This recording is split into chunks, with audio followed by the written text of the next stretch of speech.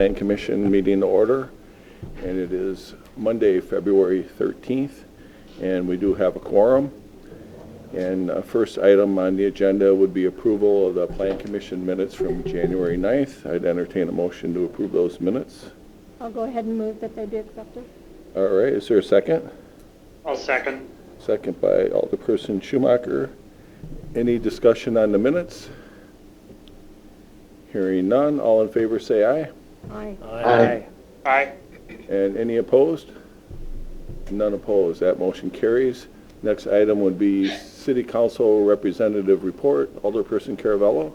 And all I have is it looks like at the January 10th council meeting, R3 of 2023 was approved, and at the January 24th council meeting, R9 and R10 of 2023 were approved. Okay, thank you. Next item would be staff report. Director Shield. Contained in your packet is just a listing of a number of the projects that we've most recently been working on. Obviously, there's a number of them that have things yet to be completed for the season because of seasonal issues, but certainly able to answer questions about any of them if there are any. Any questions from commissioners? Okay, hearing none, we'll move on to the next item, and that's a certified survey map for 2400 and 2408 Markins Gate. We'll get that on the screen. Director Shield. This one's a pretty straightforward request. The request is actually to create a lot 1 to be about 10 feet wider. There was a stormwater easement that was added to the front portion of lot 1, and that was the cause or the need to shift the lot line between lot 1 and 2, and it's recommended for approval.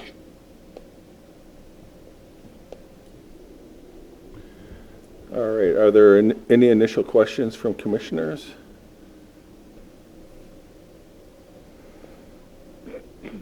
It looks like all the paperwork is in order here. Here's a map. Hearing no questions, I would entertain a motion for approval. Make that motion. Motion I'll second. by Robinson and a second by Bradford.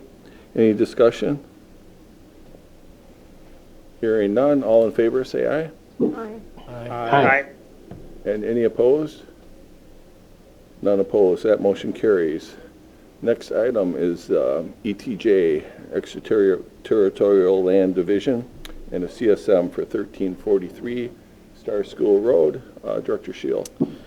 This request is actually to split off the main house from 2 other properties. It'll create 2 buildable lots and parcel off. Lot 1 is the actual existing house. Lot 2 has a shed on it, but will become a buildable lot. And then Lot 3 creates 1 other buildable lot.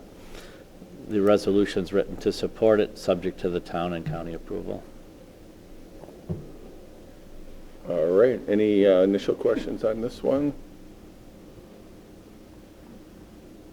Hearing none? Oh, is that all I the did. questions, Schumacher? I got one.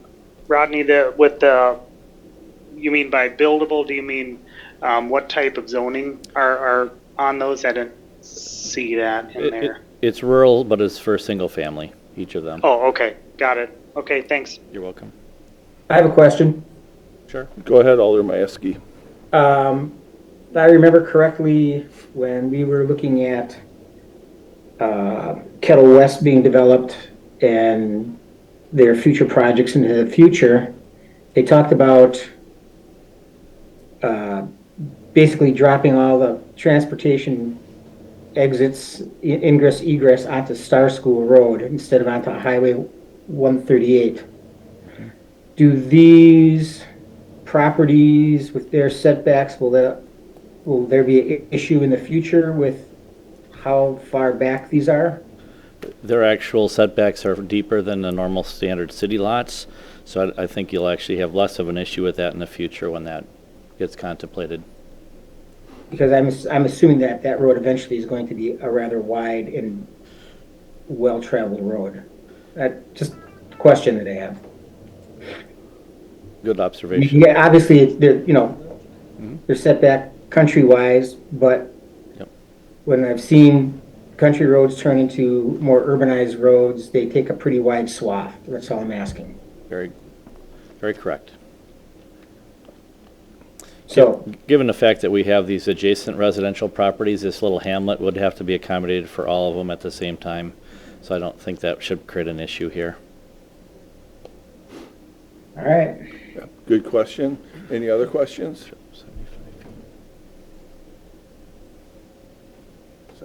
They show the 75-foot setback on the, Okay. on the, All right, hearing no other questions, I would entertain a motion for the resolution.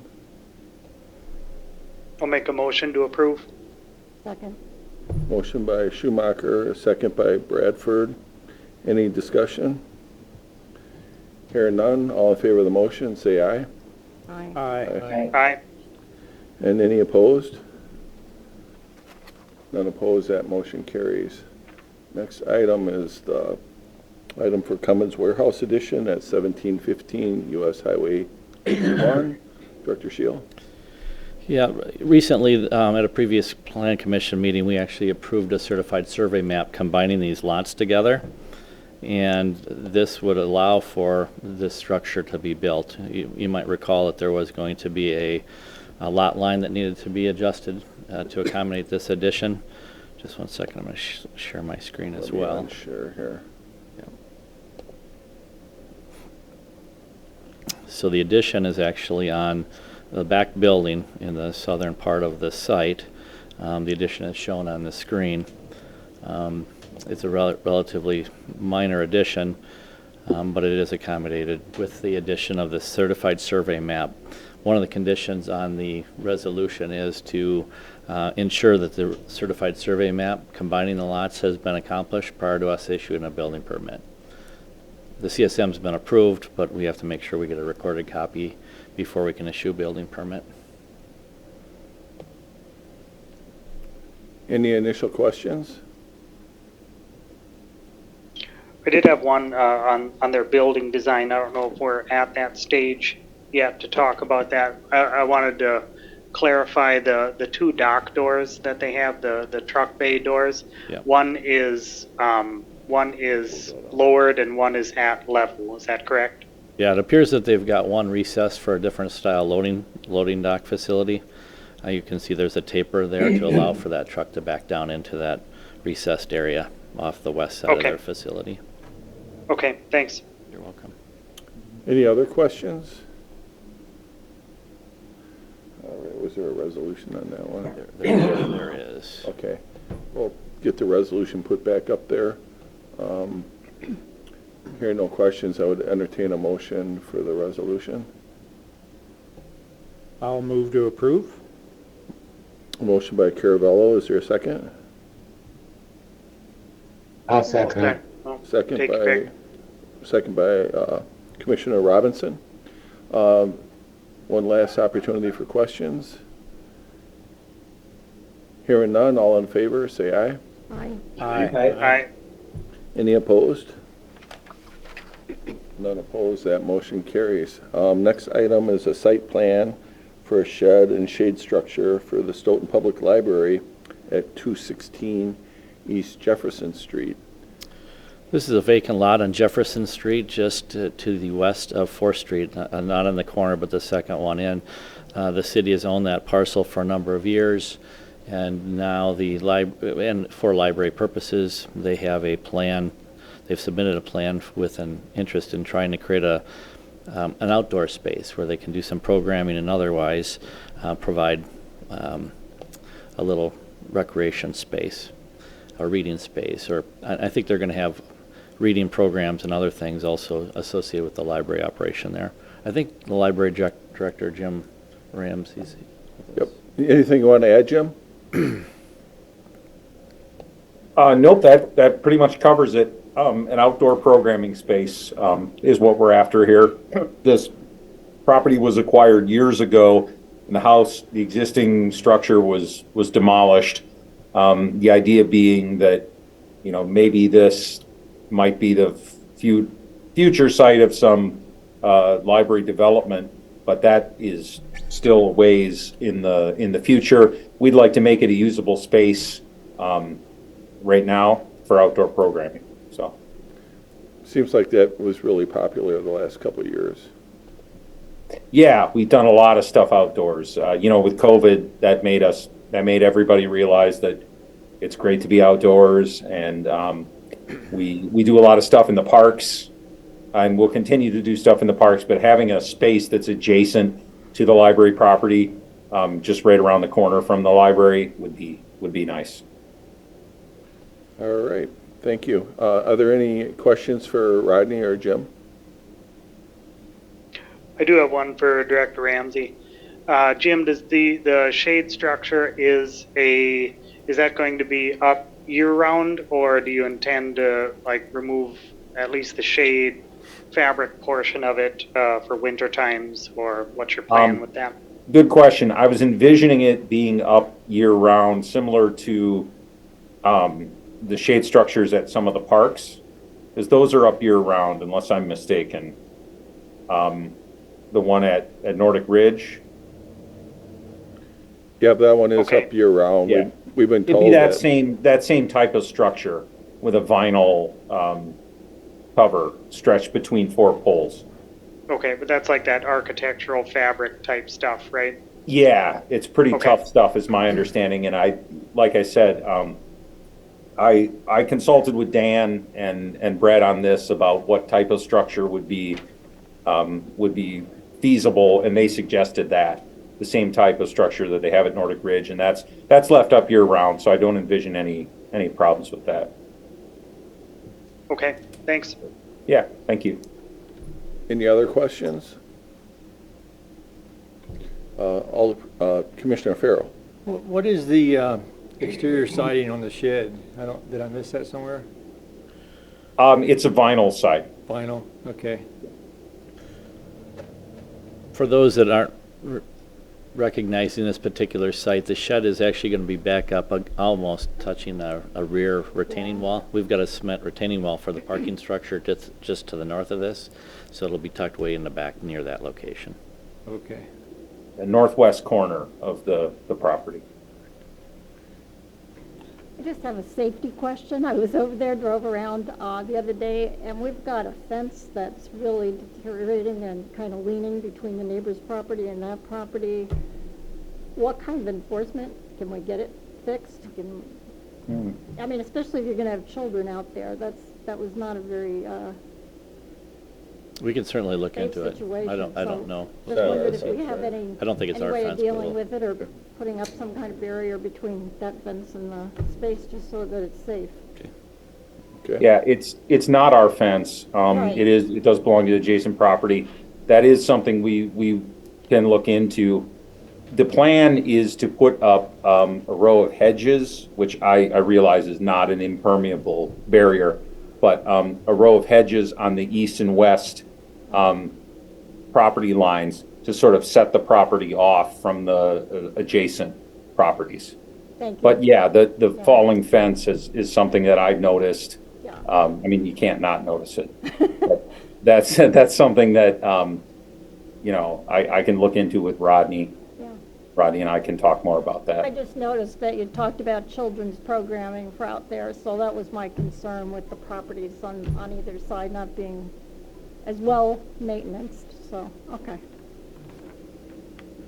Is that a ordinance issue for upkeep, maintenance? Yeah, that's what we're going to explore. I can't speak to the specifics until I get a chance to look into it.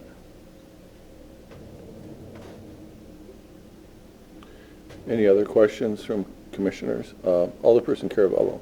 And from looking at the photograph here, and looks like where the shed is going to be, I'm going to guess that this is not going to impact those plantings, those trees that are like the buffer between the retaining wall for the parking lot. No, it shouldn't. Yeah. Okay, thanks. Is this the picture you're referring to? There you go. Thanks, Rodney. You're welcome. All right. What kind of amenities are you going to have there, Jim? Well, it's going to be pretty basic, a concrete a walkway from the sidewalk, and then a concrete patio about 16 by 18, a shade structure over the top of that, and a storage shed in the northwest corner of the property.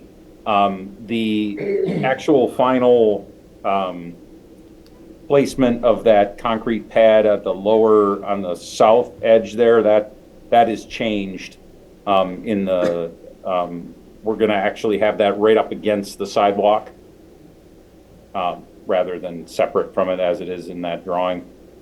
And then electrical service. We're looking to have electrical service installed there. I've been working through that with Stoughton Utilities, also the contractor.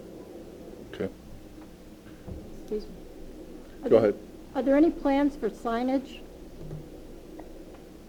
Not that I have right now. We'd have to see, I think our staff, we have a pretty good idea of how we're going to be using the space. If we see the need for signage, certainly that's something we'd look into. We'd also, if necessary, I'm envisioning possibly the creation of a policy around the space. That would be something that the library board would need to take up.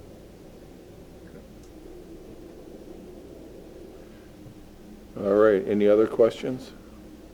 Mayor, not a question, just a comment. So this parcel is all grass right now? Correct. And just kind of out of our swim lane, I guess, but if you're wanting to access that shed year-round, you may want to consider a sidewalk to it while you're out there with the concrete. Yeah, that's a good point. We probably won't. I'm not envisioning that this will get a lot of use in the winter months when there's a lot of snow on the ground. Just because it's cold outside, it'll probably be more of a,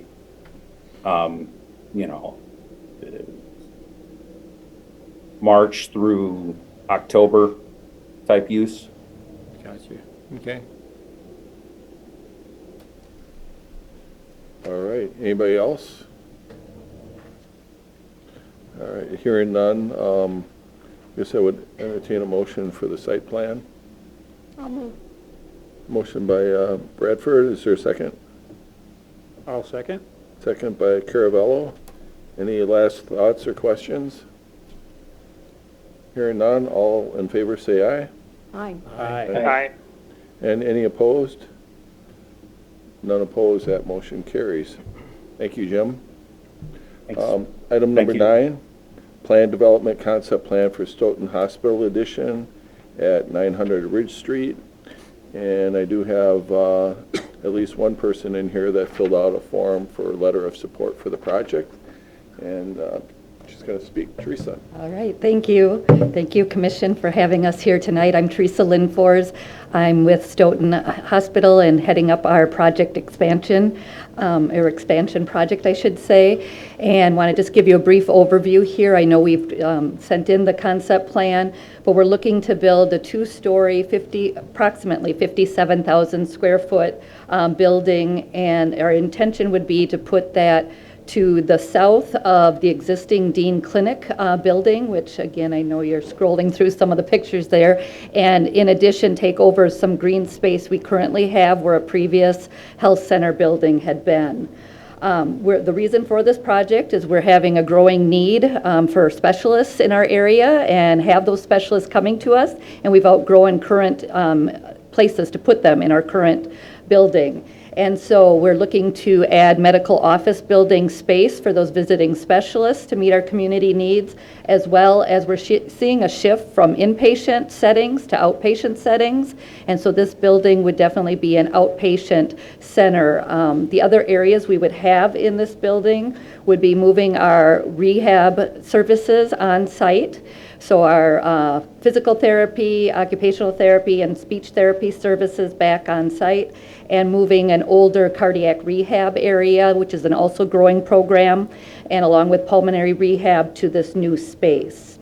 So the land use for this would be considered institutional, and we'd be doing this with minimal changes to the nearby properties. Our intention is certainly to meet all the city requirements for lighting, parking, landscaping, etc.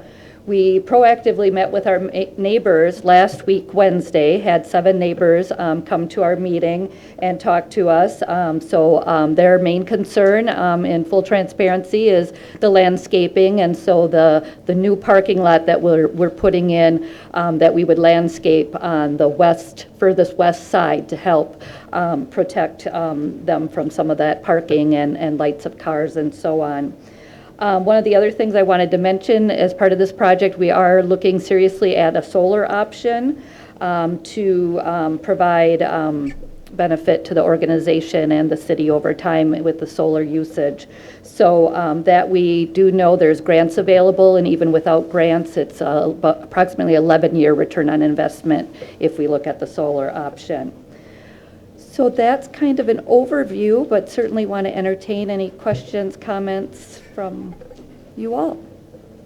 All right, who wants to go first? Maybe I can just add some more Okay, sure. background here. Sure. Just for the group here, this would be going through a plan development zoning process, so there is a rezoning process that this would undergo. The western portion of the area that she identified as a future parking lot area, as you may know, it used to be 4 residential properties, are no longer occupied with homes, so that would be rezoned from the single-family zoning that was in place for them in the past.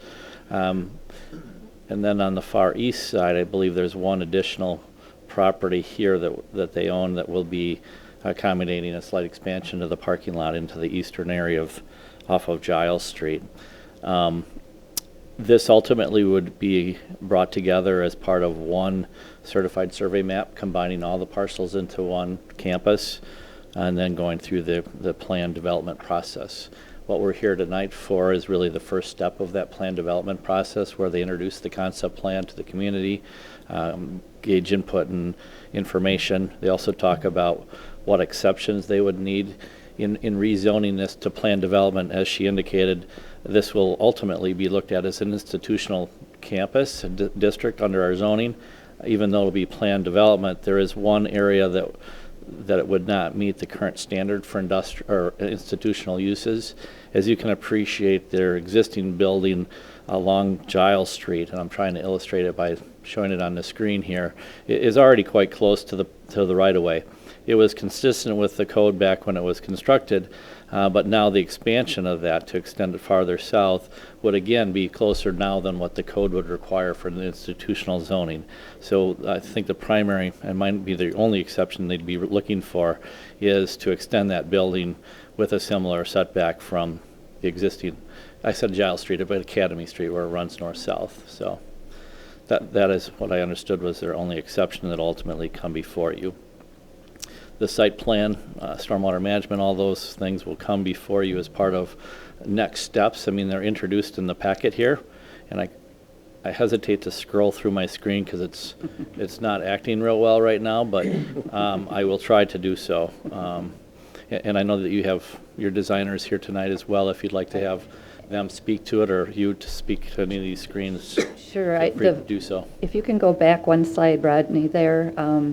It was just showing the aerial, oh, I'm sorry, nope, next one, never mind. There was just an aerial overview of the current hospital. Sure. So as you look to the right of that slide where that parking lot exists currently, that's where you're going to see the building expand as you go to the next slides then. So if you want to go to the next visuals, I'll speak to those. Not those are the general floor plans, schematics. But here you're looking at from west to east, and kind of looking up at an angle off from Main Street. So if you want to go to the next slide, each slide gets a little better viewpoint of the vantage here. So here you're looking at more the east to the west viewpoint of where that new canopy will be down on the farthest west side of the picture there. That will be where the new entrance is to this medical office building and rehab spaces. So that area will have a separate entrance from the main hospital campus, again, because that'll be its own outpatient center there. So thus the parking expansion in that area as well. And then I think there just might be another visual or two. So again, this is looking from the front of the hospital down towards Main Street. And I think that's just another view of the same. It's kind of where that white area starts on the far right of either of these next two pictures, excuse me. That's where the new building starts and extends on down, where all those windows are located along the right-hand side there. So just looking at it from west to east. And that's the good one from Main Street that I like myself, as far as looking at what the front will look like, and then there will be a canopy for drop-off of patients in that area. And that entrance into that parking lot will remain the same as it is currently today.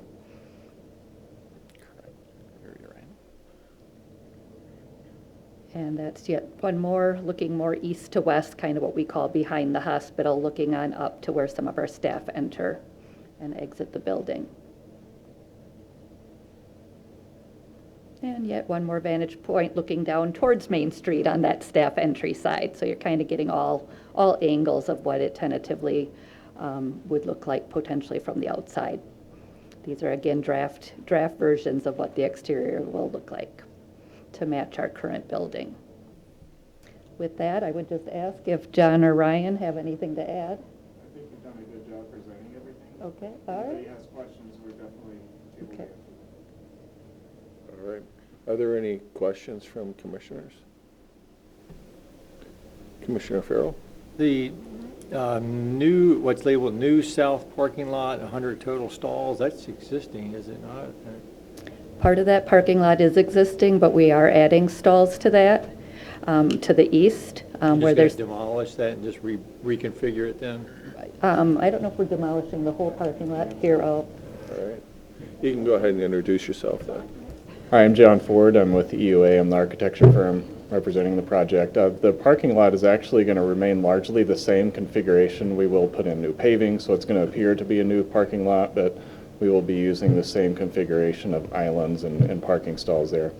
As was pointed out earlier, that south lot has a northeastern portion to it that is actually new. So somebody's hovering their cursor over that right now on the screen. Right, got that. So we're Okay. using the existing entry point into that lot, so really not anticipating big changes in the traffic pattern there. Okay. Any other questions? So what's the process here, Director Shield? They'll take this information back. They ultimately submit their rezoning request along with the certified survey map combining all the parcels. We'll go through the public hearing process for the rezoning. There will be a public hearing held at the Plan Commission and ultimately council action on it. So that's a couple more of the steps that'll take place as part of this.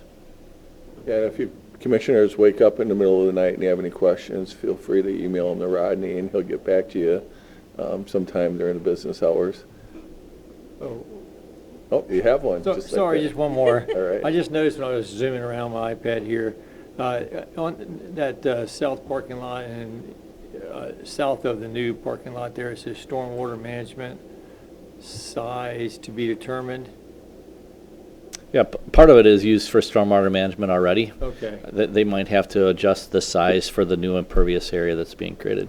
All right, just, I know this is a continual topic, it seems, is the shape, the geometric shape of these retention ponds, so. Yep. And that looks like a pretty rectangular area, so, I'm just, This is a privately maintained and maintained one. The ones that we're having most discussion on are the larger okay, so regional it's city not applicable facilities. to this. Right. Okay, Correct. so they can make it a swimming pool if they want.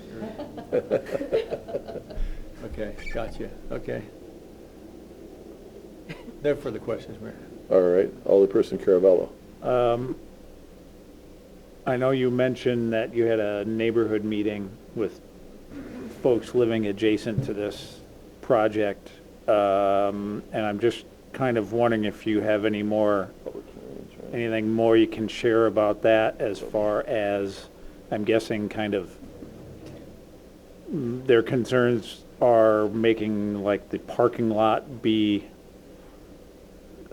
like fit a little bit better, or screened, or Right. something like that. Yeah, more so it's park-like and screened is what our, plan or concept is, to have, natural greens and trees and things that we can put in there, given the proximity to the fact that it is a parking lot and that there will be salt in the winter time and that sort of thing. So taking that all into consideration as we think about that, but certainly are in tune to what the neighbors are requesting, and certainly want to be reasonable with their requests. And then also with lighting.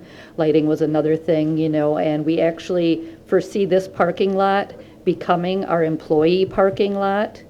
And so with that, most of our employees are there during the daytime hours, quite frankly. So this would be a lot that would primarily be used from 8 to 5 or maybe 6 at night. So cars coming in and out of that lot and shining lights potentially into those homes and that should be minimal, other than winter hours when it gets dark early, obviously. But otherwise, we really intend for that to be our employee parking. We always try to keep our employee parking the furthest out and away so our patients can park the closest and that sort of thing. So does that answer your questions enough? Okay. Yeah, I know it's just going to be, a big, well, it seems like kind of a drastic change from what was there to suddenly having all those homes at the corner of Lynn and Ridge Street just gone in an empty lot, so. Right. Yeah, exactly. And we understand that. Yep. Okay, thanks. Yep, you bet. Any other questions? So we'll probably be seeing you in the future. I don't know if it'll be next month or the month after. And Right. Yep, definitely. We'll be back. Thank you so much for your all support. right, thanks for being here.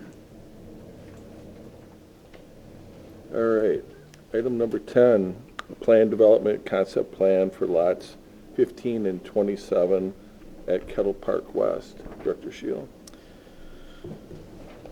Yeah, I can give just a brief overview. This is a proposal that would go through a plan development process, somewhat similar to what the hospital is doing.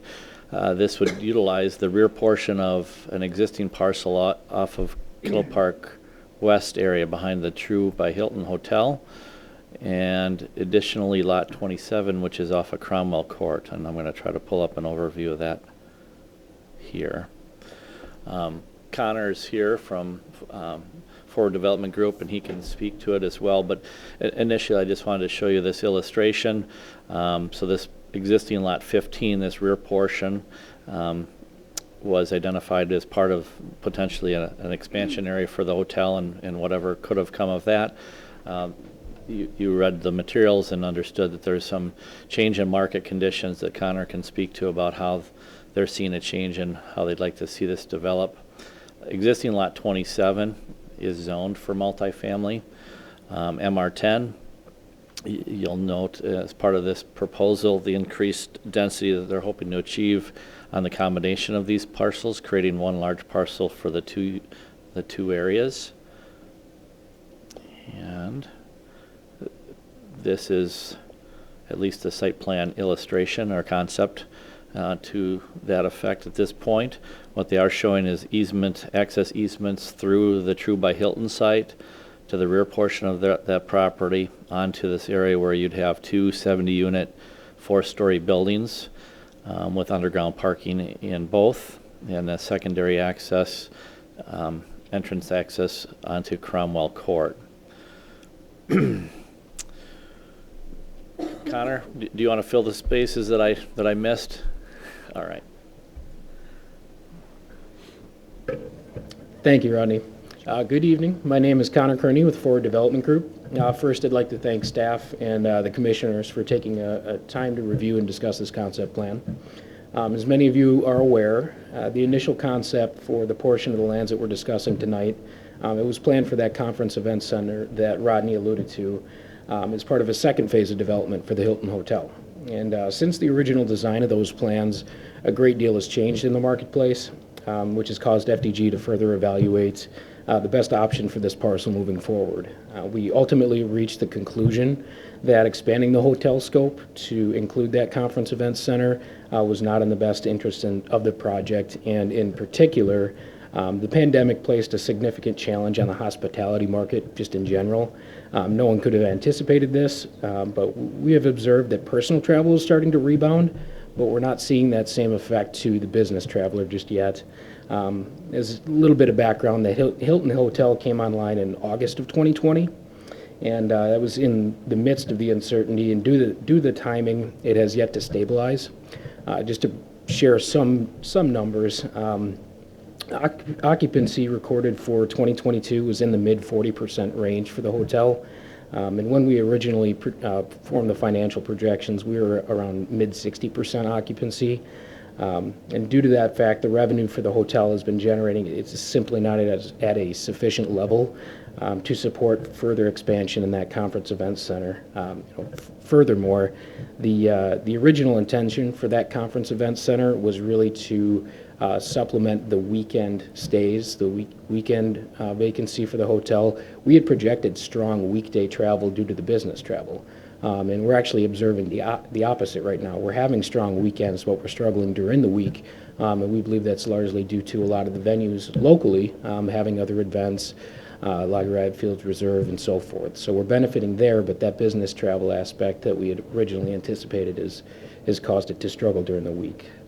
So for those reasons, we took a step back and evaluated alternate land uses. And we're seeing it across this market, not just Stoughton, but Dane County in general. The demand for additional multifamily, combined with the current housing market and the difficulty to enter that housing market, multifamily units being in high demand across the board.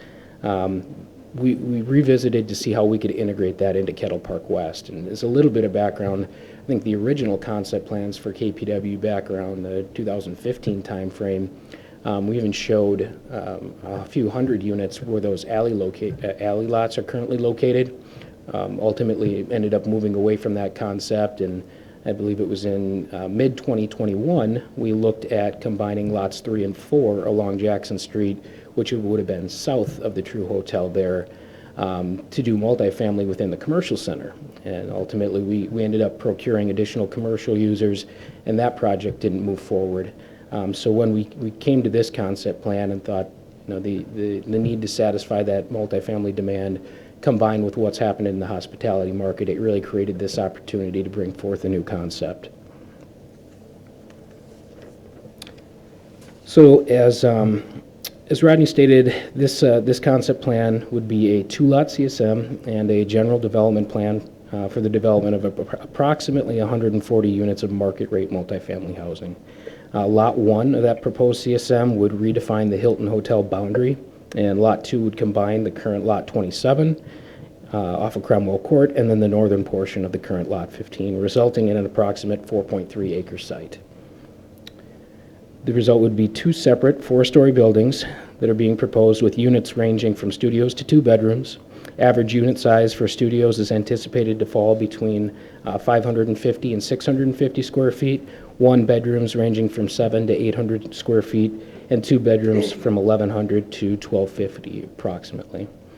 Proposed amenities are to include a community room, fitness center, multi-use trails and path connections, and then open space with patios and seating areas for the future residents. Overall, the site is positioned such that the multifamily units could act as a transitional land use between the commercial center and the single-family housing in the meadows. So these units are aimed to not only satisfy the overall market need, but also offer an alternate housing opportunity for future residents that desire to live in the Kettle Park West area, but are unable to outright purchase a home just yet. So the concept being the multifamily units would satisfy that immediate need, allow those residents to transition into the alley homes as an entry-level buyer, and keep them in the community and ultimately a single-family home site in the meadows. So with that, we thank you for your consideration and welcome any feedback you may have. Maybe I can just highlight a couple of things. One of the things we've had discussions with them about is the additional number of dwelling units to the development. would generally require additional land dedication. Council members and some others might recall we actually had worked with them to secure additional 4 acres of land to the west of the current KPW limits. I would anticipate probably trying to pursue that, a type of additional land for expanded parkland in that area as well, as a result of the additional units that would be proposed here.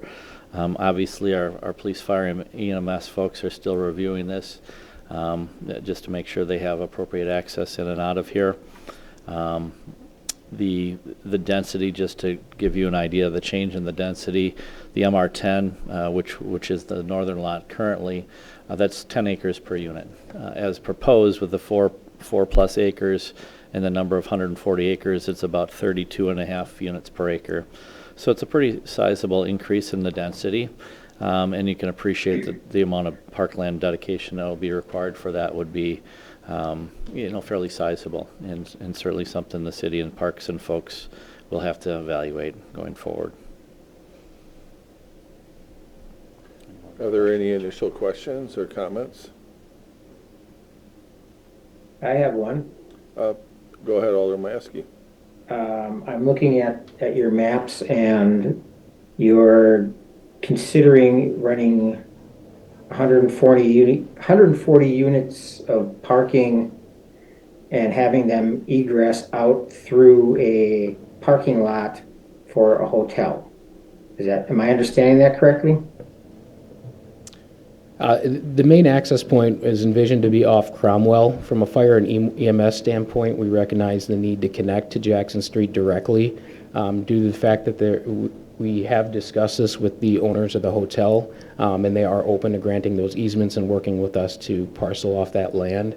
But it depends on how the project gets phased and the main access, but the idea would be to bring the majority of the residents through that Cromwell Court area.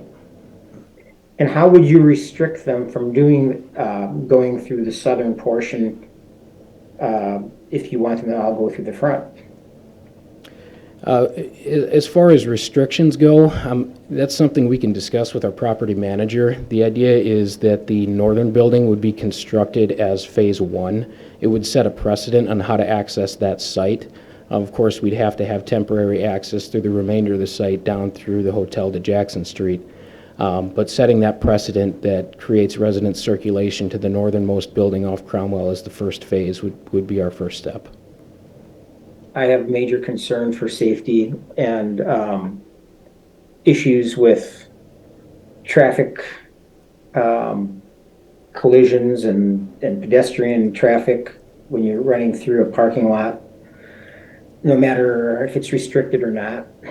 And so that's one of my concerns. My other is, and it has nothing to do with your design, but more so the densities that we're pushing into these areas, because not only are we looking at these 140 units here, I think our next thing on the agenda is another sizable complex on the agenda tonight that we're going to look at in the same area. And also we have a sizable rental unit building that's in the process of going up in that same area. So, it's not in our plans to have this type of density, our comprehensive plan. I am concerned about clustering so much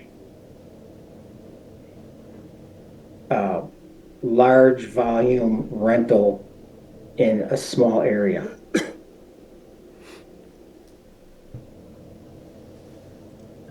All right. Were you looking for a response, or you want? I'm just giving you a statement on how I feel about this in general. Okay. But also in the design part, the access easement I think is going to be an issue. Okay. If this goes forward, this in the form that it's at. Right. Well, and that's why we're here tonight, is to hear the concerns, so then Connor can begin to address them and bring back some information at a future meeting. So we appreciate your comments. Anybody else have any comments they'd like to add? Alderperson Caravello? Basically, I think I could just say ditto, because I have the same concerns as Aldar Mayeski. The access just seems really strange to have it planned to be going through that parking lot and even what would be the primary access point through Cromwell Court, which was going to be a like cul-de-sac bulb. Just seems very strange, and I've have a lot of concerns about safety and ease of access for that density with these access points that we're looking at. Okay. Connor, do you have an example of something that would be similar to this that you can share or something you could bring back? Absolutely. In terms of precedent projects or something similar product type, we can definitely bring back some examples and show how we've done other projects. Now, given this site is unique and where it's located within the development, that's going to be a particular concern that we're going to have to work with staff and consultants throughout this process, but we can certainly do that. Okay. Did you have any follow-up, Alder Carabello? No. All right. Anything else from other commissioners? I think that was also my concern when I looked at it, and in driving out there, you've got, I forget how many home sites also coming off onto that Oak opening drive. So if they're coming out Cromwell from those apartments, and then you've got all that housing and feeding then from Oak onto Jackson, that's going to be a lot of traffic. Okay. Anything from other commissioners? I'll pile onto that, all those ideas also, Mayor. I mean, it seems like that intersection is going to become like, I mean, there'll be a lot of volume that'll come through that particular intersection at Oak opening. And then to funnel it through a parking lot seems a little bit weird. Okay. Yeah, and I would just add, I mean, my initial thought was, it was obviously a little bit of a letdown about not being able to expand into the convention center. Although I've come to realize that as the community grows, there might be opportunity for something like that, going forward, when the market can bear it. I'm wondering what the traffic counts will be from a convention center versus this proposal here. So maybe, you can generate some numbers that'll show us, kind of what was the initial, car count that you expected versus what we're looking at here. I think that might be helpful. My other concern is, how are we going to get these people to the park? There's quite a bit of infrastructure for trails and sidewalks. I just don't know if they're all, connected in a way that makes it efficient, because I'd like to see high-density areas, have some green space. I know you have some on site. Maybe you can talk about that a little bit. But beyond that, how we can make sure we can get people over to the park so they can get out and, enjoy the outdoors. Yeah, and that is going to be a key, the connectivity to the existing infrastructure, not just the trail systems as they transition into the residential piece, but the commercial center as well. These residents could be employees at the commercial center with any of the retailers. They could work locally downtown. So whether it be bike access, that's something that we're going to have to design carefully with our engineers to make sure it ties in. Luckily, we do have some outlot connections that we could utilize for that. But just the way the site sets up in terms of accessibility being kind of tucked back in there, signage, wayfinding, that's all going to be very key that we're going to pay attention to. Can I ask where the green space is now? Is it up near the tree line behind the commercial, or up past the housing area? Yeah, you can kind of see where the senior living facility is there. Just to the north of that, there's an outlot that goes to the rear of those alley lots. That's a green space connection that runs as a buffer between the commercial center and the residential areas. Lot 27 is directly adjacent to it.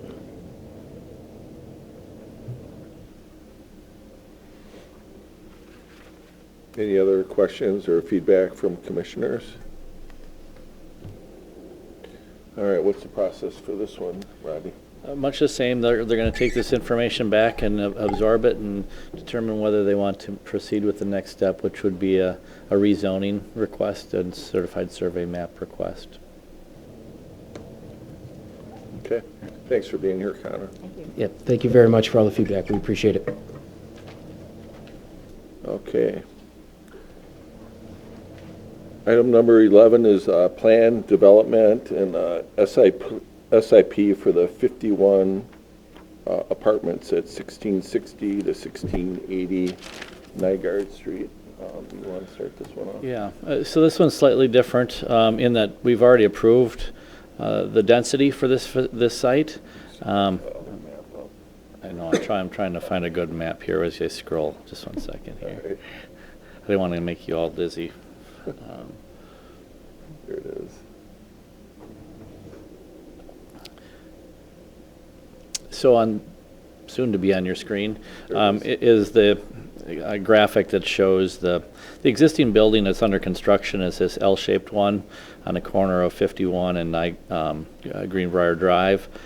The building fronting Nygaard Street, you might recall, was really approved. It had underground parking connection, so it really kind of functioned as one building. But there was an area of where the upper floor from ground level up was not connected. They're proposing as part of this really just to connect that space into, make it one larger, I think it's the same number of units, of course, but it's doesn't have the separation between the area above grade here. And so there are representatives here to talk about it and can do a better job than I can, but certainly just trying to provide you a little background related to that. All right. Is there anyone here that would like to give Brian, just you a... want to talk to this?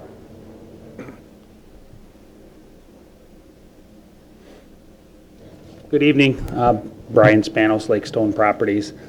Brett Raymond from Lake Stone, and we have Andy Chitwood from JLA Architecture Firm here as well. And before we get started, if it's okay, I'll give you guys a update on phase one. Just as you see the building under construction, I thought it might be a good time to give you a little update on what's going on there. If you didn't know, we're naming the development the 51. As with all of our developments, our names are super creative. It's Nordic Ridge Apartments, the 51. The theme of this building will be based on Highway 51. We'll have a travel theme inside the building and maybe highway themes. So we'll do some fun things inside with the building. I think it'll be neat. Phase one currently is ahead of schedule. We are set to open for residents mid-July, early August. So that is positive with all the issues you can have during construction. We're set to start leasing in late March, early April. We don't like to start leasing too early just because it's nothing but framing and we can't show people spaces. So we are taking our time with the leasing and marketing. We're starting a list, but it's been very active, a lot of interest. So again, Lake Stone is currently planning phase two. It's why we're here tonight, and is set to have biddable plans should meetings and approvals go by spring of 2023. The feasibility of starting the second phase is really going to be reliant on whether or not the numbers make sense. So some of these changes that we'll talk about really are to make the building a little more efficient, to give it a higher probability of being built sooner than later. Lake Stone started working with JLA a couple months back to start the phasing of phase two, or the planning of phase two. One of the goals is, again, to value engineer this in such a way that it would have a higher chance of being developed sooner than later. I'll touch base on these changes, and Andrew also can jump in more on the architectural side if you guys have questions. But really, as Rodney said, the major change is we've shrunk the footprint of the building to reduce the precast area between what we call phase two and phase three of the project. This also allowed us to remove a second elevator because we didn't have those two separate phases. Some of the other positive changes that we're excited about is we've added some home office spaces that tenants can use. We didn't have that in the original design. We were able to manipulate some of the spaces, another amenity that we can offer. We moved the community room to the corner of the building, which gave better access to the outside grilling and patio area, which I thought was a positive change. We were also able to center the entrance and line up a little bit better with phase one with this design. So again, I think that flows a little bit better. And we were able to redesign the foyer and create a little more open space and seating area. But overall, that's the change. We're not asking for any more density. The overall theme here is the building itself, the colors, the materials, they've all stayed the same. We're just making this change to hopefully reduce costs and give this phase two a higher probability of being developed sooner than later. We're here for any questions. Andrew, if you want to jump in, I cover too much. Just a few things. You pretty much hit all the highlights. Stole all my thunder. I'm sorry. No, that's okay. So, my name is Andy Chitwood. I'm the project manager for JLA Architects on this project. As Brian said, we started working a few months ago trying to help them achieve some efficiencies in the building. So the approach we took was to stay within the parameters of the originally approved SIP and the original design of the building. I think we've done a pretty good job of that. If you look at the the elevations on the new submittal, they're difficult to tell the difference between the original building and these. The design intent is the same. The colors remain the same. A few changes here and there to help the buildings come together, and that's about it. On the interior, Brian again hit all the high points. Becoming more efficient with a central entrance, elevator, mail room, parcel room, and guest entrance helps the building work better. The small office spaces to rent are something that we've seen a lot of in the last couple of years to varying degrees, from just one or two to a handful like we have here to even a clubhouse that's half filled with that sort of thing. Numbers wise, as Brian mentioned, the density stays the same. Number of units obviously then are the same. The unit mix is roughly the same. I think there's the one bedrooms might have gained one, lose a couple efficiencies, add a couple two bedrooms, but it's roughly the same mix of units that were approved previously. It's not a lot, but I think it's something is that the amount of impervious surfaces shrunk slightly. Then again, leaving more spaces for landscaping, outdoor use, that sort of thing, and it just slightly more green space, which I think what everybody's after. Despite pulling out that middle section and pushing the building together, the parking numbers remain well within what's required by the previously approved SIP. I think straightening out that one end accommodates a lot of that. It becomes more efficient use of space for parking. So again, I think we did a reasonable job of staying within the original design parameters from the previous SIP. And the building, retains the same look with that central entrance, and it looks pretty good. So, along with Brian, any questions you might have, I'd be willing to answer. All right, thank you. So, what we have is a specific implementation plan, and what we've approved, what is it, the general development plan previously? We've actually already approved an SIP. This is an amended SIP, so. So, okay, from your point of view, it's still consistent with the original general development plan and the original SIP? Absolutely. Okay. All right, and the SIP really only takes plan commission approval. It doesn't go to council. So really, this is up to you guys on what you want to do. So just wanted to get those clarifications out of the way, and then I would open it up for any questions that anybody might have. Mayor, I've got one kind of strong recommendation for when they get into, I don't have any issue with the way that they've reconfigured this building. It's not too much out of the footprint of what they were proposing anyway. When they get into the landscaping portion of that, I would highly recommend that they give a little bit more density into the trees, perhaps some more evergreens on the southwest corner, because by closing that section of the building in, they've essentially created a wind tunnel. Because when we get the summertime winds, we get usually pretty strong stuff that comes out of the southwest. So that's going to funnel straight through their parking lot.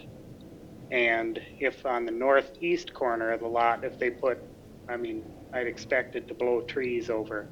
So if they make a windbreak on the southwest corner of the lot, I think that they can avoid any problems on the northeast corner.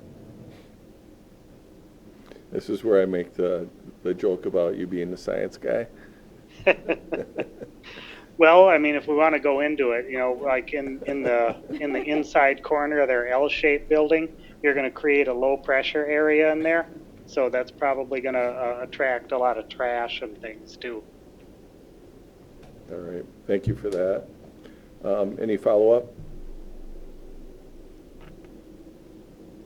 All right, anybody else have any thoughts or questions on this one?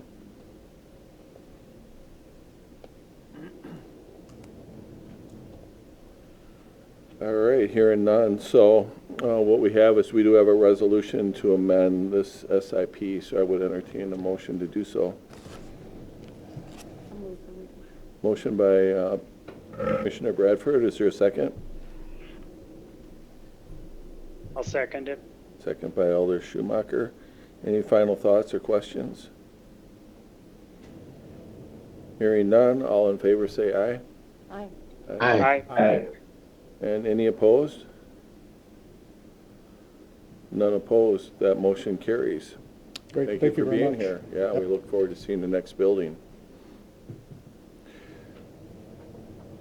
Item number 12, conditional use for an in-vehicle sales and service use, including outdoor display incidental to an indoor sales use, whatever that all means, for Quick Trip at 1700 East Main Street. And you might recall we had a public hearing at our last meeting, and we're here tonight to continue that public hearing. Is there anything we need to discuss before we close our regular business and go into that? I think it's worthwhile just to highlight there's 3 items on tonight's agenda. One is related to the conditional use application to approve the uses as identified by the mayor. The other is the certified survey map that puts in place the combination of the parcels. I think the CSM also incorporates some additional easements that are depicted on the CSM. And then lastly, the site plan by resolution is being considered. So those 3 items are here before you. We can certainly have a general discussion before the public hearing, or if you'd like to open it up to the public hearing first, we can do that. Are there any changes that you want to highlight since So I think I can. it's been a while since yeah. it's been here? Yeah, certainly. I'm trying to put up an illustration, so bear with me momentarily. Trying to figure out which one would be the best one to put up.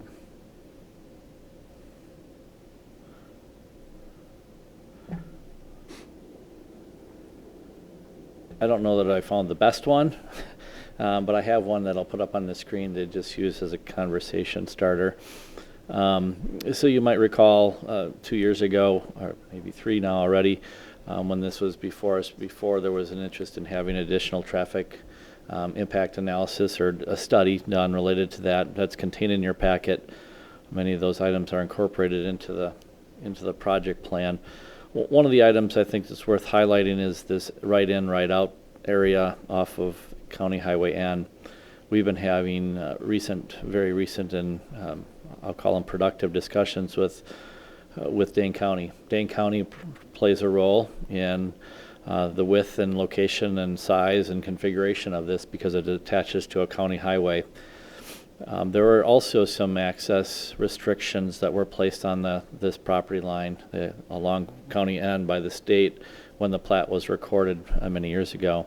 There had been an approval to have a small opening made in that access restriction, and that's been implemented.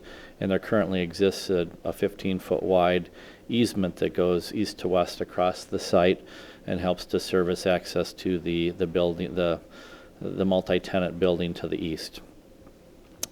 Our discussions with the county recently have been concerned about the size of this opening for the configuration and safety, and certainly they don't want any left turns into or out of this access point to County Highway N.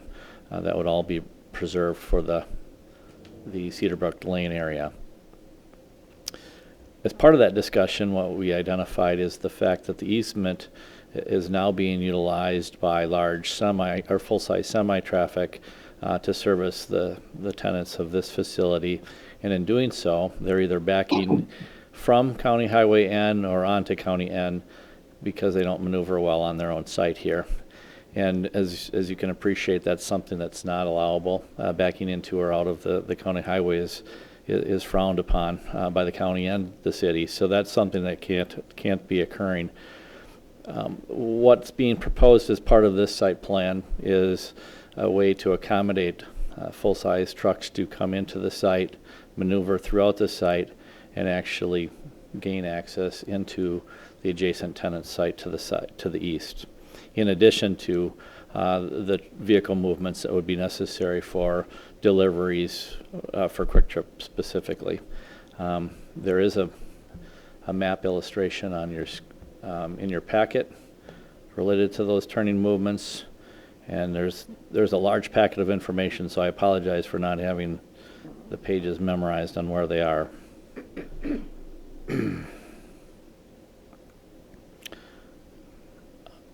And I know I'm trying to highlight some of the things that we've had conversations about, but I'm sure I'm missing other highlights that others might want to hear about. So, Yeah, I would just add specifically on the semi, I know I worked down in one of the buildings for 8 years, and at that point the semi always pulled in the easement and then was able to maneuver in the parking lot. And what we've been told is at some point they converted from a 48-foot semi-trailer to a 53-foot semi-trailer, and that's really what's causing the difficulty of getting in and out of the parking lot.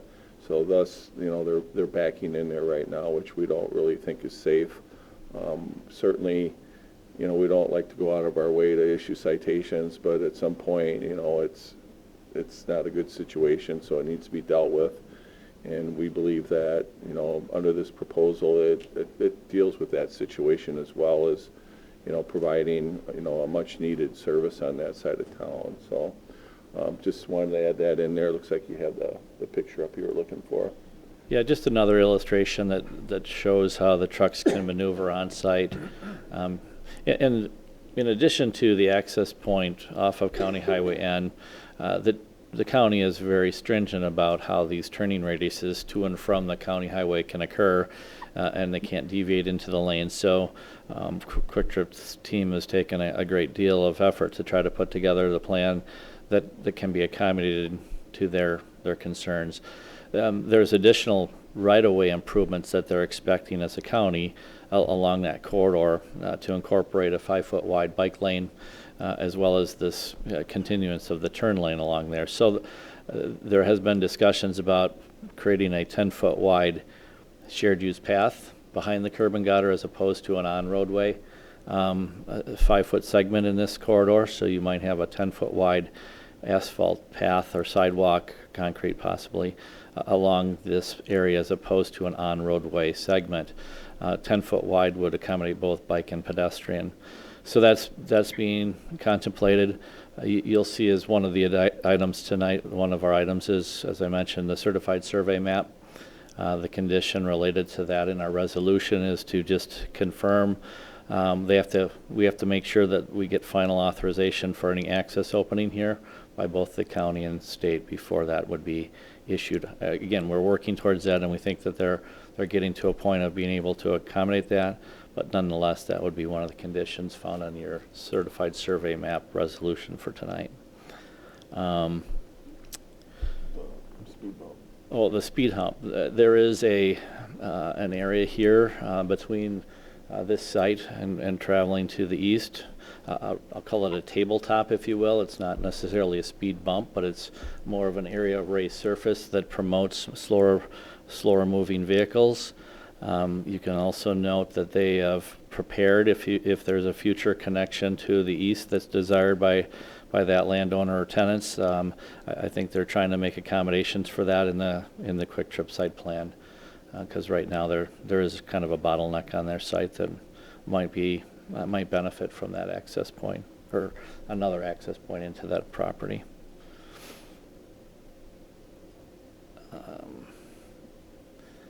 I will get to a screen that shows the planned easements on their campus, but for now, if you want to move on to questions or the public hearing, you could do Sure. so. Are there any initial questions or thoughts from commissioners? I have one. I have a Okay. couple, actually. Sure, go ahead, Alder Majewski, and then Farrell will be on deck. So a couple years ago, this came up to us, and if memory serves correctly, everyone had a great concern about basically having a street running through the front of the, between the gas pumps and the store at Quick Trip, where you have a lot of pedestrian traffic running through it. As far as I can tell, besides a speed bump put in, and left in, left out, that hasn't been addressed. In what world is that really a good idea? And then let's just add some large semis coming through there also, because I think that's really packing 10 pounds in a 5-pound bag. And nobody's addressed the elephant in the room from the last time, which is traffic running through the middle of a retail parking lot.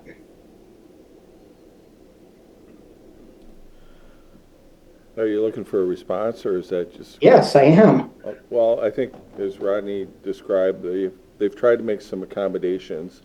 The first one that was made when we came around the first time was to divert the traffic as they come in to the right and then down, running parallel with Highway 51 to run into the front of the building where all the tenants are, to separate the traffic that would be going into that building versus the traffic that would be going into the Quick Trip.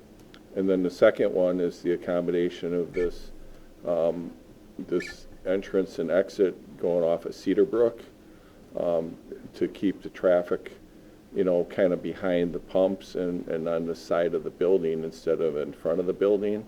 And then in between the pumps and the building, you probably noticed on the diagram, they've also tried to line up for the pedestrians and stripe the parking lot there. So I think those were the accommodations that they attempted to make in order to, address the concerns, and I share those concerns.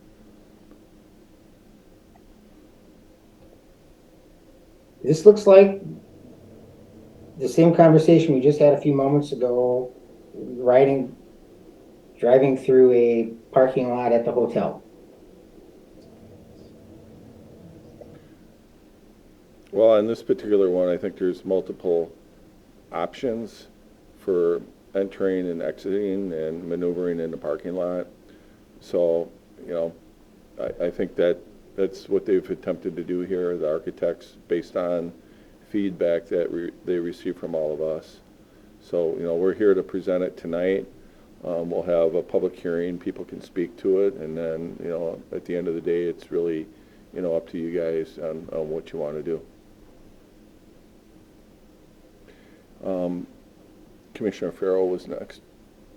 Yeah, thank you, Mayor. I had the same kind of thought, was the conflict with the traffic and the trucks. And what's do we know what's the operational tempo? Are we talking 1 truck a day, 10 trucks a day? Do we know? Are you talking about Quick Trip traffic or Quick Trip trucks or the other? Trailers that are backing up there. The current ones are 4 days a week. I think I was told Monday, Tuesday, Wednesday, and I don't remember if it was Thursday or Friday. It was four weekdays, not on the weekends. They typically get there sometime between 5:30 and 7 in the morning, and that can vary depending on when the trucks leave. They leave from Winona, Minnesota. So depending on when they leave there and the weather and other things that are beyond our control, some of that, is based on regulations, the number of hours they can be on the road and those sorts of things.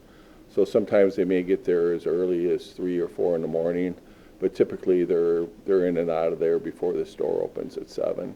That was my experience when I worked there as well.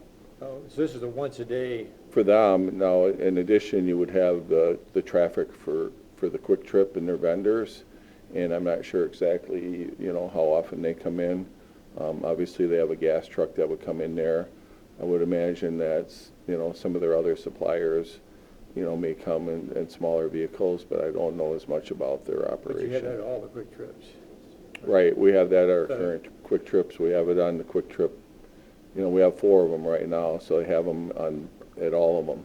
So the difference here is the 18-wheelers, if you will, servicing the multi-tenant facility to the Right, east. and it's And that's a once a day. once a day, 4 days a week. Okay. Thank you. Sure. Any other questions or comments before we go into the public hearing? All right, hearing none, we'll close our regular meeting, and then we'll reopen for a public hearing. I have a few people signed up to speak. There were some letters in the packet, and then I think we received 2 more emails today that were in support of the project. The person that signed up first was Jerry Judd. Is Jerry here? And you can just come up to the microphone here, and basically you have 3 minutes. And the floor is yours. The microphone, you might want to make sure, there you go. Yep, it's working. Okay, my name is Jerry Judd. I own the Fastenal building, and there's 4 tenants in there. We might as well do that one about the semi coming in. And do you have the one where yeah, okay, they'll have it. On the corner of my building, you can see on I think it's the northwest corner of my building, there's some evergreen grass there and a big hump on the corner there that sticks out about 25 feet.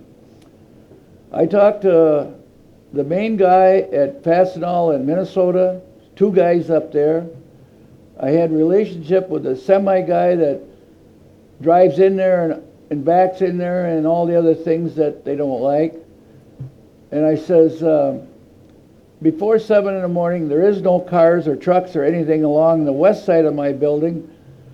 So if I take out that 25 feet that's sticking out, they said they have absolutely no problem driving along the side of my west side of my building and kink the trailer and go right around the corner, and they can get in there with no problem at all. You can see where, I don't know if I had a pointer or something, or he can point at that, where there's an X there. There you go. You can see where that's made a big problem for the trailers to back in there. But that's all going to be gone as soon as the frost is out of the ground. I've already talked to a contractor, and most of it will be gone. There'll be a little bit, maybe in a little ways, that's not going to affect the trailer, but all that from the corner in about 15 feet, maybe 25, is going to be gone. There's 4 evergreen trees along there, and I think one of them will have to come out. I don't see when I have the contractor take that out of there. And that'll take care of all the problem with the semi making that bend.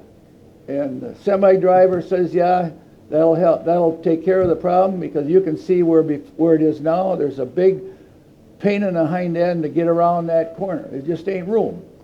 But when that's gone, the driver and both the head ones for transportation at Minnesota, I think it was, I talked to, said, yep, that will help, or that will do it. And the traffic on the end of my building is never there before 7, and most of the time the drivers are there between 4:30 and 5:30. Well, last summer once, I said I wanted to meet the driver, this is before I got this far, and he said he gets there between 4:30 and 6. So I got up at 3 o'clock that morning and hurried up and got there, and sitting there and sitting there and sitting there on the easement. And finally about 6:30, I suppose I got there about 4. Finally about 6:30 I went over to Fastenal and I said, when's that driver going to get here? He said he was a whole lot earlier this morning. He was there at 2:45. So I sat there for nothing. So I eventually got all that straightened out with the driver on my phone and then the head guys that take care of the problems with a longer trailer. And they said it could be done fine. Okay, Fastenal has quite a number of people going in and out in a day. And next is my tenant, karate, and the daycare center. He's got 100 people that comes in there and is learning karate. I think that's tremendous what that young fellow is doing. And he thinks he's going to expand more yet. He's going to get a bus and I got to make a parking lot spot for him, and I will do that. And he's got one other thing to make a code violation that we got to do. We got to have one more bathroom in there when he's got that many kids. It makes sense. I mean, they can't all go to a one bathroom. So that's a concern, and he's going to expand. And he's got, if anybody else gives up their spot, he wants that too. Okay, safety is my main concern. I use Quick Trip quite a bit myself. They got good snacks. They got, if you're hungry for a little something, they got just no end of stuff they got for you. We fill up the car and the truck there too. And so I want to make an emphasis. I got nothing against the Quick Trip themselves is what's going to happen here. Okay, putting a lot of traffic on that easement, I just think we're looking for a problem. And I don't want it to happen. There's sometimes people get killed where there is not a stop sign in the right place or something. And every time they get people out there, well, we can't do nothing until somebody gets killed. Well, I do not like that way of doing things either. And I don't want that to happen here. So, the other thing I do not think is going to work very good is this pork chop thing. I don't know. I'd like to see one. I'd like to know how big it is. And so forth. Okay, I think I got most of it.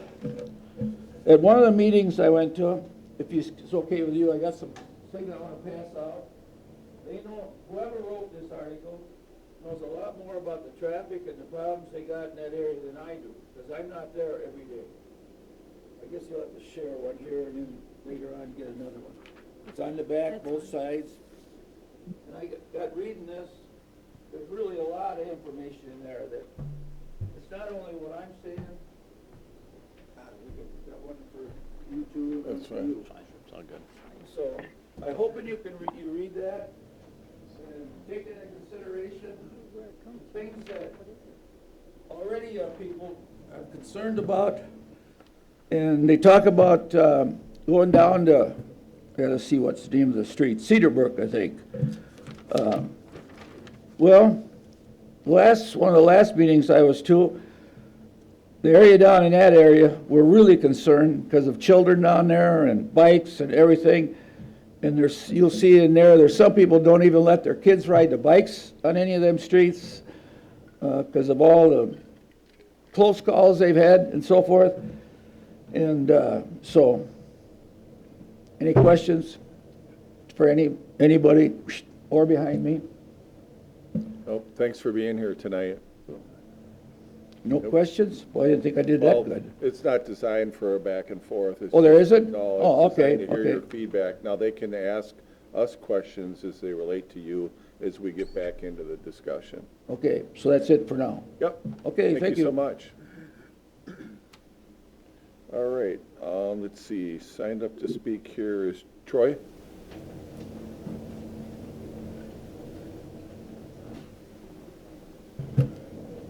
Good evening, members of the Plan Commission. My name is Troy Molezova with Quick Trip Real Estate, 1626 Oak Street, La Crosse, Wisconsin. Thanks for the time this evening. I think Rodney did a good job summarizing the overall plan. I think one thing to point out here that the idea is right now there's one access point off of Highway N to service both this property and Mr. Judd's property to the east. Our proposal, what's different about this is we're proposing to provide access to Cedarbrook maintain and honor that existing easement that's there today that runs east-west through the site, but then also add a second access point farther to the south that would line up with what I'd call the front drive aisle of the multi-tenant building to the east. Our view, we've got situations like this where we are part of shopping centers, we are part of neighborhood developments. Again, we think this will be a store for the east side of Stoughton. We've been of service since the 1980s on this portion of town. Our view is that we'd like to be of service going forward for the next 30 years. We think this is a great opportunity to do that. Obviously, with the investment we'd be making here, we want it to be safe as well. There's a traffic study in the report. There's opportunities to provide better cross-access to maybe correct what was provided in the past, maybe not in the best format. We're comfortable with the access that would work for our guests as well as our neighbors. Just to highlight questions about the trucks, we have one grocery truck that comes every day, and that's our own truck. So we've got the ability to control the time that it comes. What we tend to do is have those come in the off hours, so off peak from when our stores are busiest, so that we can have those folks deliver safely, enter the site, traverse the site, leave the site, deliver the products that folks in the community want at reasonable times. With fuel deliveries, those happen periodically based on needs, so those don't happen on an everyday basis. They're more periodic, maybe on every other day basis. And we do have vendors that provide soda, beer, chips, those type of things. Again, we schedule those to come kind of in the off hours. So you might see them there at 10 in the morning, you might see them there at 2 in the afternoon, kind of those times that fit, again, when we anticipate most of the community needs our services. Our idea here is to provide those easements, build that cross-access and construction at all of our costs. Again, providing what we think is being good neighbors and providing safe cross-access between the parties. Again, the facility itself is an all-brick building, top-notch in terms of design, landscaping, modern stormwater, curb and gutter throughout the site. Very well done that we, again, would like to be of service to the community for years to come. Happy to answer any questions you might have. Thank you. All right, thank you. Next person is David McKitchen.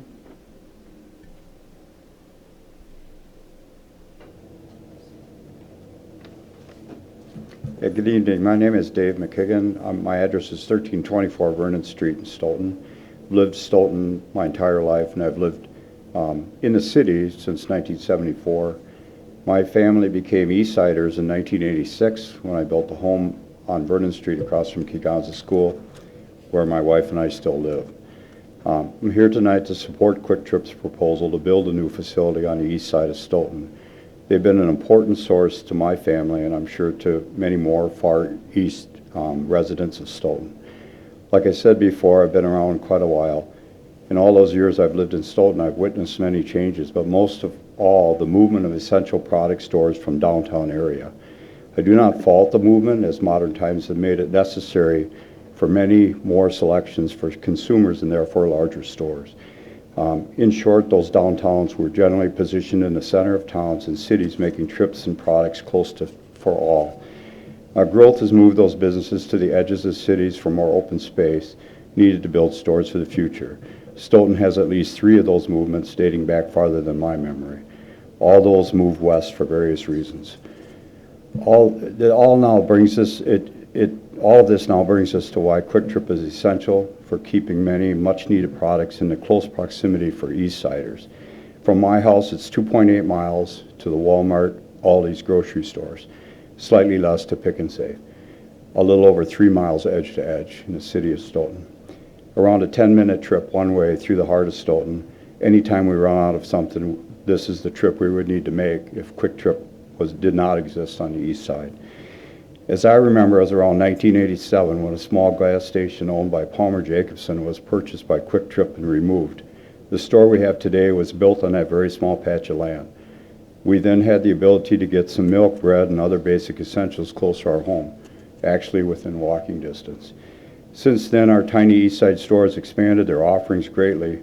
Their site is landlocked and the store is cramped and to my observation, not able to market near the product line we see at the newest Quick Trip on the far west side of town. Over the years, there have been many comments about the possibility of Quick Trip wanting to stay on the east side, but build a new, larger store. It always seemed to be busy. A commitment by Quick Trip could lead others to seeking the viability of locating on the eastern edge of the city. I spent 15 years on Stoughton City Council. I was here when we mandated the development of the Smart Growth Plan. During those times, there were a number of council members who strongly wanted to see growth to the east. We had many discussions on this topic, and I believe you'll find boundaries that were drawn to include east side expansion. There's limited traffic going east as compared to west and north via Highway N. It seems to me the business model for convenience store gas stations is to be located on a main route with high traffic counts to sustain their stores.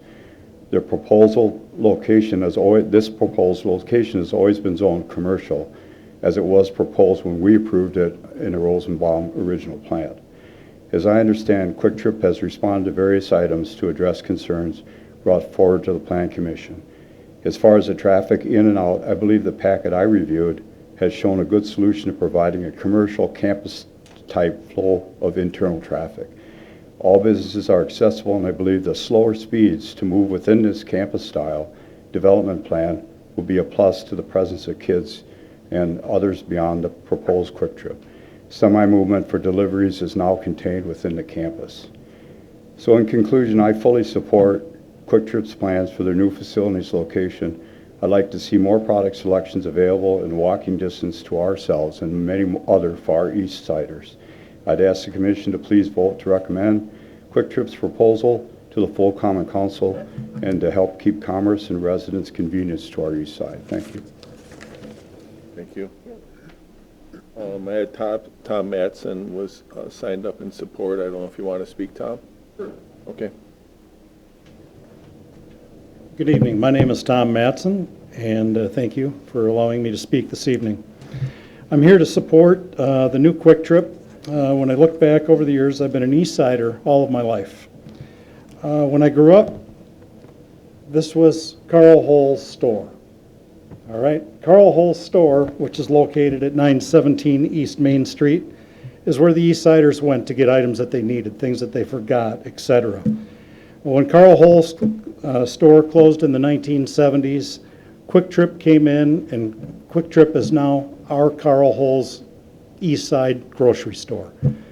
We need to have something on the east side that will benefit everybody, the residents. I feel that, the proposal, if not perfect, nothing is perfect. Parallel parking downtown and getting out to get a donut at the bakery is sometimes takes some caution. And I feel that the site plan that Quick Trip has put together here does identify the safety, does slow things down. I've spoken with all of our neighbors that are around the proposed Quick Trip. The business people highlighted in green have all supported the proposal and look forward to your approval. So I ask that the Commission consider approving this project. Thank you. Thank you. Anybody else wish to speak tonight? All right, hearing none, we'll close the public hearing. We'll reopen for our regular business. What we have first is the conditional use permit. Anything you want to cover on that one, Rodney? Yeah, the conditional use permit is the first resolution that's in your packet. This item is a recommendation to council. Any questions or comments on the conditional use permit? Commissioner Farrell? I'm sorry, it may be out of step two with the discussion here, but I noticed that the traffic impact analysis, which has a positive recommendation at the bottom, but it's dated June of 2020, and I assume that the site plan has changed slightly since then. So I wonder, does that need a refresh, or is? I don't think the access points have changed. That's consistent with what was in place before.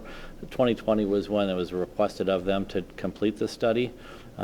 Troy, maybe you can speak to the information that the traffic data that you guys had at that point versus now. Sure. The information in a traffic study from our perspective is based on the size of the store and the number of fuel dispensers. And that information's all been the same and hasn't really changed. Okay. So to that end, the inputs that they put into how much would be generated from the site is the same as then as it is today. Okay, thank you. Any questions from any other commissioners? Alderperson Carabello?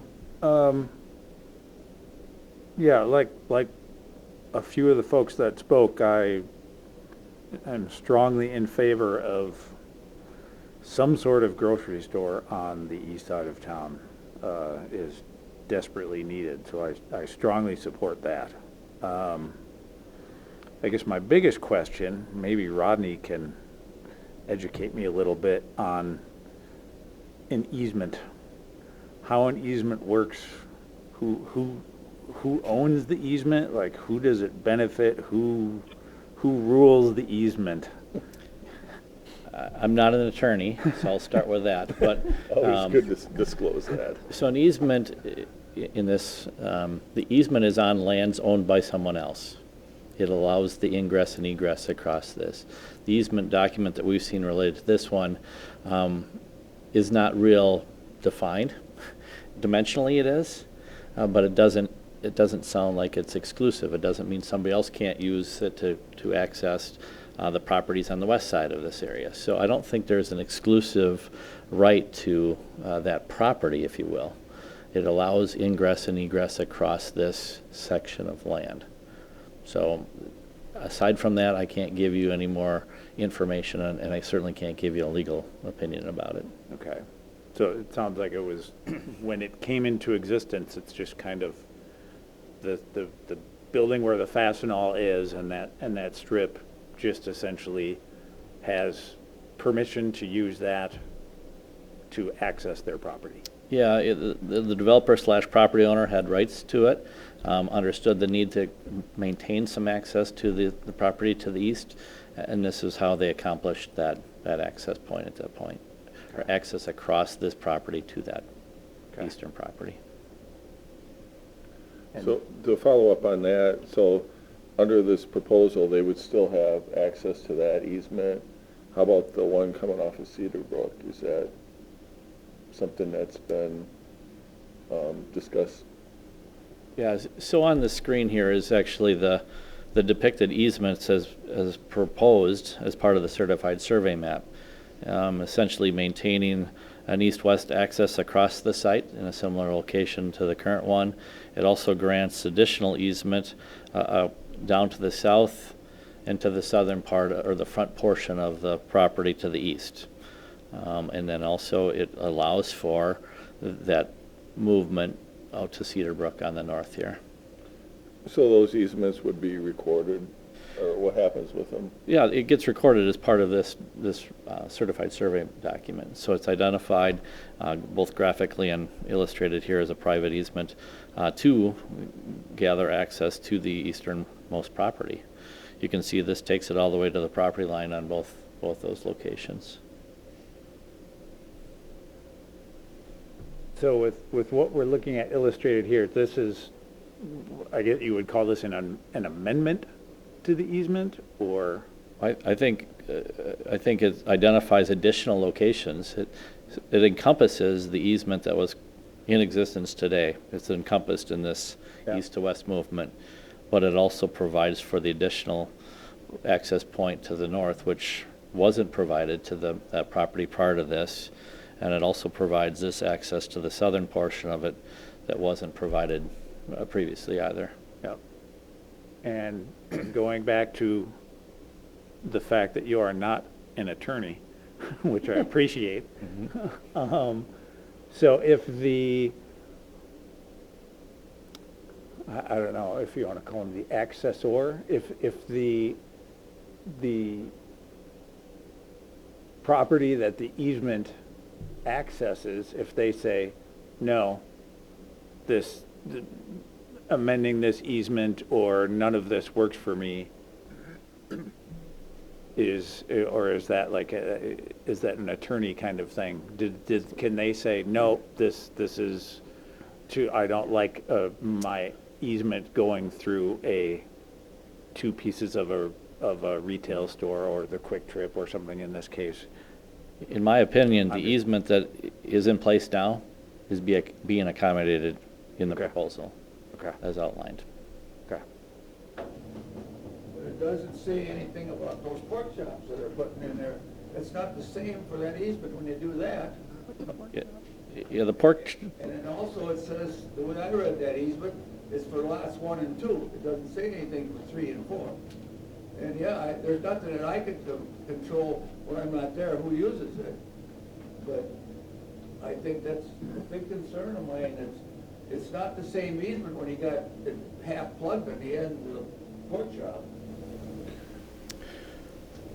the easement doesn't cover the area within the right-of-way. The easement is across the property itself. That's not to say he doesn't have a concern or a valid one. It's just that the easement document identifies an area across this private property that's 15 feet wide. Yeah. Well, it's 30 feet wide. Okay, I'm sorry. Whatever width is, it could be 30. I don't know exactly. It is 30 and it's non-exclusive. There you go. Thank you. And, you know, as far as the pork chop, you know, that's really not, from what I understand, under our jurisdiction. Right. Is the way I would phrase that. That's really a call that's being made by Dane County. And as Rodney mentioned, we had recent conversations with them. At that point, you know, we went into those conversations uncertain of what the status was of the proposed pork chops. And then we learned that they were in conversations with the DOT about making sure whatever the DOT does as far as the corridor project aligns with what the county would do in the future. And it seems to me that, based on what I heard, is that, you know, those pork chops, that's the decision that the county's gonna make, regardless. Okay. That was what I took away from that. I don't know if you felt the same thing in the room. Yeah. Is that we don't really have a say on that. That's not part of the easement. That's separate to that because it's a county highway. That's how they provide access. And for folks that are wondering about what you're talking about when you're using the term pork chop, that's the right in, right out. Correct. Yeah, it's a barrier, and the size of that, I think, is to be determined, but it would be really difficult to maneuver a semi-trailer over a pork chop. They're not designed for that. You probably have seen them at other intersections. You know, sometimes, you know, with roundabouts especially, they can design them to accommodate that turn, but, you know, what we're hearing and what we heard that day was, you know, they're really suggesting that the semi-trailer would come in on Cedar Brook and get within the footprint of the development and not on the highway. Can we see the semi-travel, Rodney, up to? Yeah. Because the only other portion that I'll throw out, whether it's Quick Trip or anybody else, we're probably gonna wind up seeing, because you've got a commercial lot in the corner, you're gonna wind up seeing a pork chop no matter what, whether it's this one, the next one. That was my understanding. So, That's not what Dane County told me, though. They told me that they are only for a high-end vehicle, for a business going in there. If it went in for apartment buildings on both those, they would not get a pork chop. Yeah, I don't know how much back and forth you want, but Yeah, the I mean, pork we chop really have is to- really identified to limit left turning movement both in and out of that access point. yeah. And like I said, we don't really have the jurisdiction on that, and the feedback that we received was their intent is to make that a requirement. And here's the traffic pattern, you know, that we show, and we just, you know, whether the Quick Trip were to get built or anything else, I think it would be a good idea to have the turning radius within the footprint of the development and not on the highway. That's just a better situation. I could argue that what we have going on today is not safe. And, you know, I know there's been at least, you know, one complaint to the company that provides the semi. And, you know, we're at a point where we have to enforce it now that we're aware of it. So we think that, you know, this is a solution to that as well. Any other questions or comments from commissioners? I'll set one. Sure, go ahead, Alder Mayeski. I agree, we do need to have some sort of outlet for food on the east side. It's totally underserved. And I don't have a problem with Quick Trip at its location. However, we are creating let's just say, we are a planning commission. If anybody believes that this is good planning, I would have to disagree with them. It's insanity of a high degree with easements running all through private parking lots for public access. It does not bode well for this commission to agree to it the way it is. We're supposed to be a planning commission. This is not planning. This is trying to fix a bad situation with some crazy logic, and it's not good planning. I'm sorry.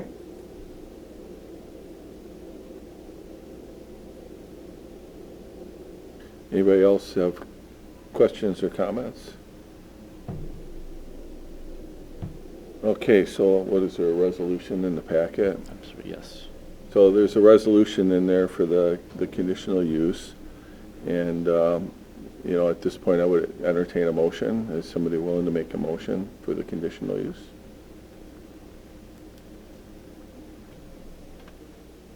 I'll make that motion to accept it. All right, motion by Robinson. Is there a second? Second. Second by Commissioner Bradford. Any more discussion on this one? Hearing none, all in favor say aye. Aye. Aye. Aye. And those opposed? No. Nope. I heard 2 opposed. So that motion would carry. So that's our recommendation to the city council. So some of the council members, we get to do this all over again. Item number 13 is the certified survey map to serve this property. Anything we need to highlight on this one? At the outset, I highlighted one of the items contained in the resolution is prior to the recording of it, we need approval by Dane County and DOT of the release of the access restriction to allow for that access onto county end, whether it's a pork chop or otherwise. That's contained as one of the resolution items here. This is a recommendation to council. Any question on this one? Hearing none, I would entertain a motion for the certified survey map, the CSM. I'll move. A motion by Bradford. Is there a second? I'll second it. Second by Robinson. Any discussion on this? Hearing none, all in favor say aye. Aye. Aye. Aye. And any opposed? No. Nope. And there's 2 noes. That motion carries. Once again, we get to relive this at the council, but that motion is approved. Next item is site plan for Quick Trip at 1700 East Main Street. There's a resolution in the packet. Any questions on the site plan?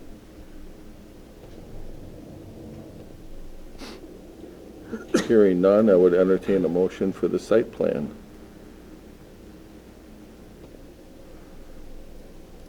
Make a motion to approve it. Is there a second? A second. Second by Commissioner Bradford. Any discussion on the site plan? Hearing none, all in favor say aye. Aye. Aye. Aye. And Aye. any opposed? No. No. All right. I could have predicted that. That motion carries as well. All right, thank you. Next item is item number 15, public participation plan for comprehensive plan amendment for lands near the intersection of U.S. Highway 51 and County Highway B, which most of you know that has recently been purchased by Stoughton Trailers. Director Shield. Thank you. Yeah, so in your packet tonight is material related to the public participation plan that's being proposed related to the comprehensive plan amendment for the area depicted on this screen here. This public participation plan is enumerated starting on, I'm sorry, I'm showing you a concept plan, but the actual comprehensive plan, public participation plan is enumerated on these 2 pages here. It talks about the different meetings that would be available for public input, engagement process, and otherwise to try to utilize public engagement during this comprehensive plan amendment for this region. I should also highlight that the Stoughton Trailers group is actually holding an open house next week, Monday night, to begin that conversation with the community as part of this process as well. So that's one item that'll be kicking off next Monday night. Commissioners and council members will receive either a direct email or a notification related to that as well, because there'll be a notice of quorum. So if you're inclined and able, I think they'd love to have you participate as well.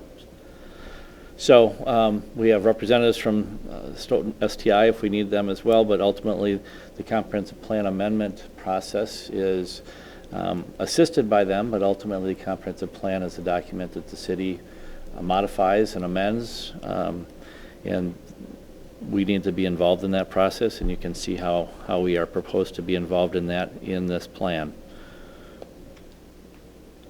Are there any questions related to the public participation plan proposal at this point?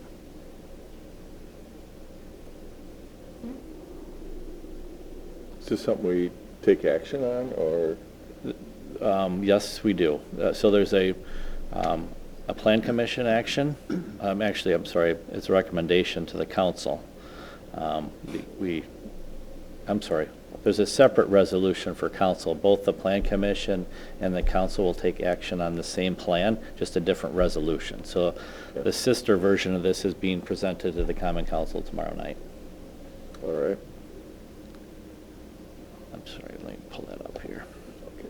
Moving around here. Anybody have any questions about the resolution or the plan? All right. So I guess I would entertain a motion for the resolution concerning the plan.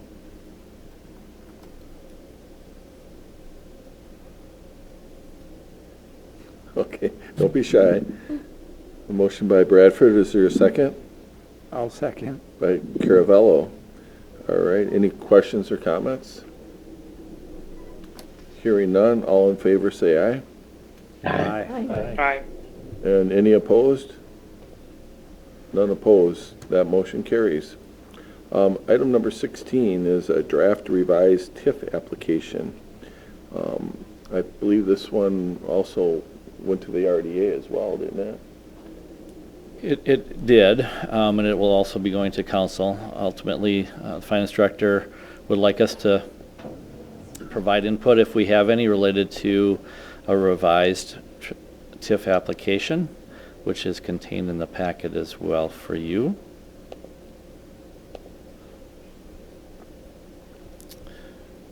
The city attorney has been working with other communities and found components of theirs to be of worthy discussion to include in ours, and that's what's contained in your packet is kind of an assortment of observations he's made in other communities on this application, and it's been incorporated into this draft. I didn't hear of any particular, well, it actually goes to the RDA, I believe, tomorrow night, or did it already? No, it was there last week they met. Okay.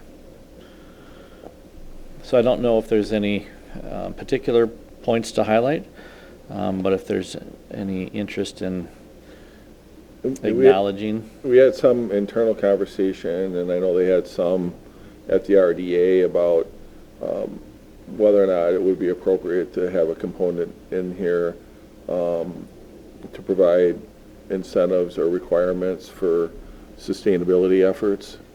And writing it's highlighted on here. So I think that's really probably the main discussion point, unless you have others that you want to discuss as well. But I think that was the one that was really brought to our attention. Does anybody have any thoughts on that? I know in finance, when we discussed this application, that we were worried that the language was a little bit weak in there. I mean, I know it falls in line with the rest of the statements that are in there.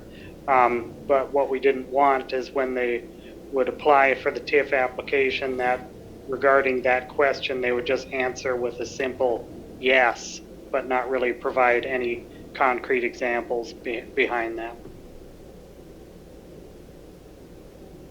And I think that especially now there's, as you heard earlier from Stoughton Hospital, there's some grant money out there and some incentives, financial incentives.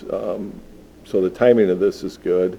And with, more growth ahead of us, I think it's just really appropriate for us to touch on this now. So when we're getting a request for an application, there's a clear understanding of what the expectations are. As you just heard, right now it's a little bit vague. So, suggestion, using the highlighted language here, you could just add a line behind it that says, please explain. It might be something as simple as that, to have them expand on whether they are or not, and offer an opportunity in just a small area where they could put in an explanation. I think that would be ideal. That way we don't just get lip service to that they're considering doing it, but actually have something concrete planned, like Stoughton Hospital did present tonight. I thought that would be pretty good. I agree with that, but you could actually say, please explain on almost every one of those items. That's a good recommendation as well. Yes, Yeah. it's very true. I think you should. I mean, Okay. if they're going to come to us looking for lots of money, then we need lots of answers. We might as well get them up front. Yeah, I think that's appropriate. I mean, Yeah, I'll really the agree with idea, and we always, when we have our internal meetings and our initial and follow-up meetings with developers, obviously, that's one of the things that we discuss, because we know that it's a priority not only for the Plan Commission and the council, but the community. But really, we're looking for a tool to give it a little more teeth, and I think if we put that language in there for all of them, I think that would be very helpful.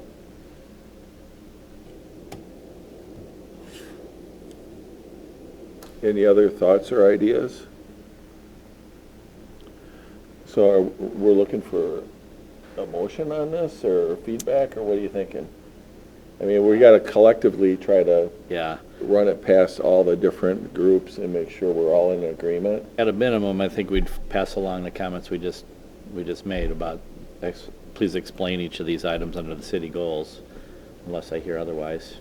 Are you guys okay with that? Yeah. We'll include that in the minutes and share that with Dave.